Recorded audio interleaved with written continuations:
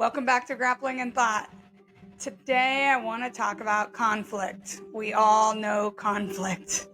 And there's different areas of conflict, right? There's in intimate relationships, friendships, school or work, family settings, and strangers.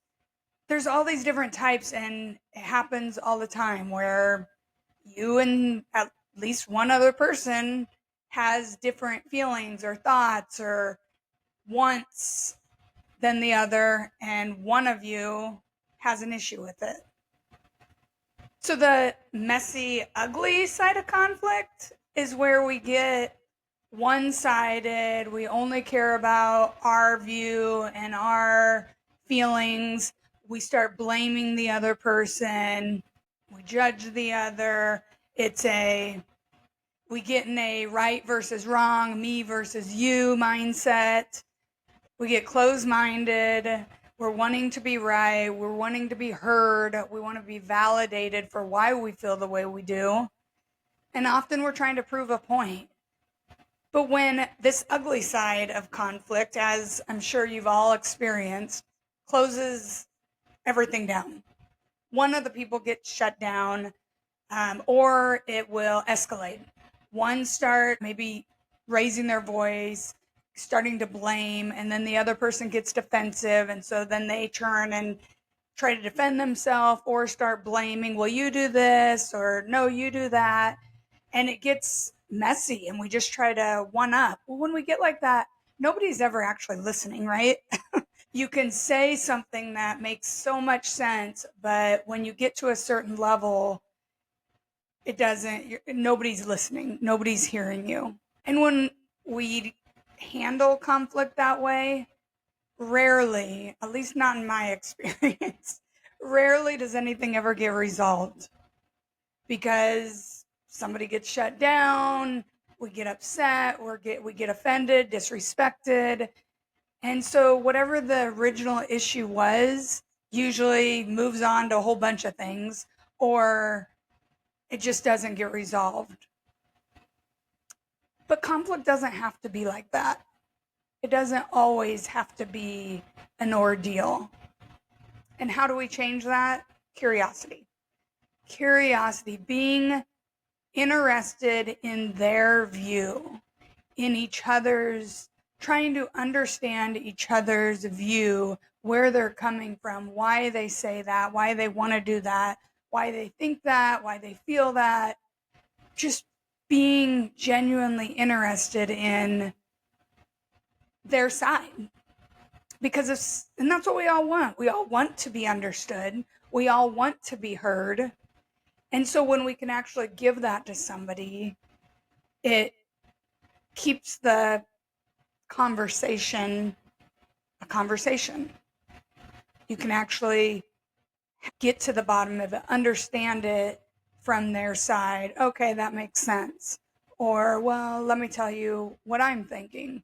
And when you can both see that, you work together to resolve whatever the issue was. When we can stay curious, it lets the other person feel heard and seen and understood.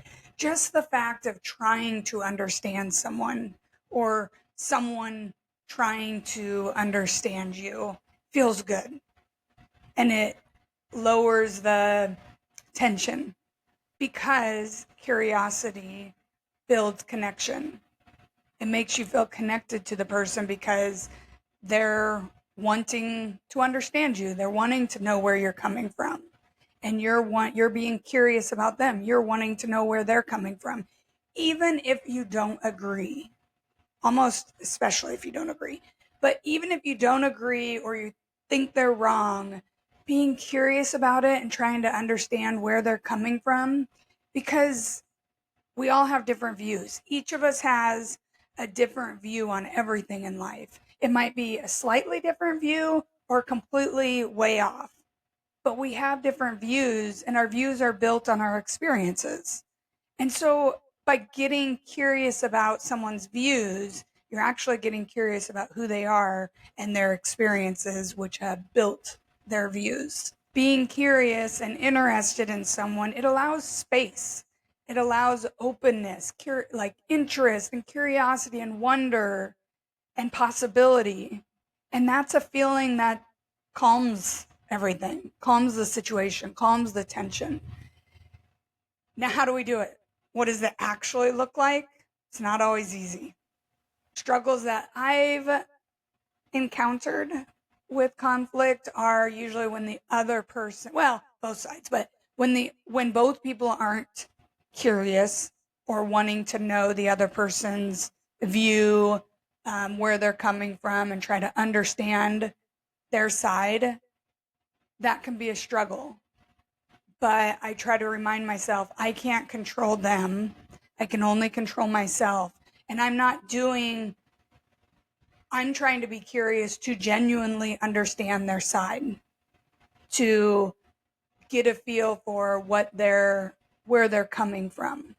And so I'm doing it for my own peace, for the interaction.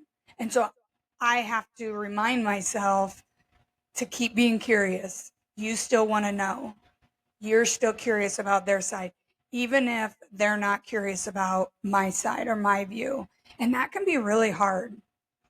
And especially if they're one that blames or gets judgmental, it can be hard not to stoop to their level. But we can't. We just have to remember that we can't control them. We can only control ourselves. And the other situation is even when I am trying to be curious about their view and I want to know where they're coming from, why they feel that way, they are still upset. And some people just, when we get to a certain emotional state, we can't even think.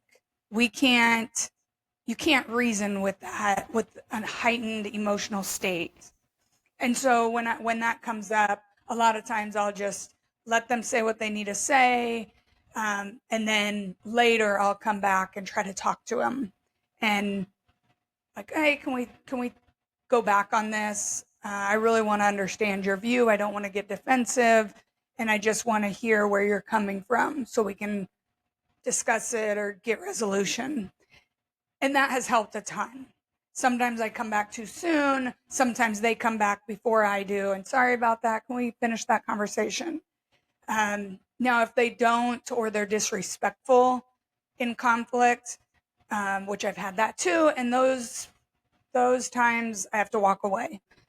I feel like you're disrespecting me, and I don't want to be talked to like that. I want to end this conversation, and that's okay to say, because not everybody's going to, just because we go at it with curiosity and we're genuinely wanting to know their view, not everybody's going to feel that way and do the same back.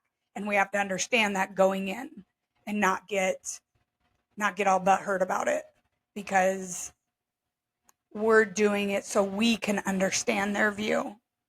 And you can say, can I share my side? Would you be willing to hear me out? And that has worked really well as well. Sometimes, no, not in the moment. No, I don't want to hear your view right now. And okay, well, then I don't have much else to say. And then later they'll come back, or I'll go and ask again, are you willing to hear my view on that topic? Because if we don't hear each other's view, it's hard to figure out whatever the issue was. And usually that ends in one person caving to the other just out of people pleasing, or to keep the peace, because they don't have a choice. They don't feel they have a choice. And so when we can keep the conversation a conversation and hear each other out, it's lighter. It's so much nicer than the alternative. So it's not always easy, but stay the course. Try not to stoop to that level or to explode to their level as well, because it just keeps escalating. You're never going to get resolution if you're both trying to blame the other or win the me versus you fight. and you're wrong, I'm right type of thing. That never leads to figuring anything out. But when you can be curious, you can work through the differences and try to figure out what needs to be handled, what needs to be figured out, and you're understanding each other's view instead of just blaming and shutting down and putting up the walls. So this week, in any difference, any disagreement with anybody, try to get curious. Try to understand their view. Try to be genuinely curious about where they're coming from. And don't get hung up if they're not giving it back, because they may not. And if you go in, you know that. Don't get hung up on that. In time, maybe you can say, hey, would you be willing to hear where I'm coming from on this topic? And see where it goes. I'm interested. Leave a comment. Stay curious and keep looking forward. Bye, guys.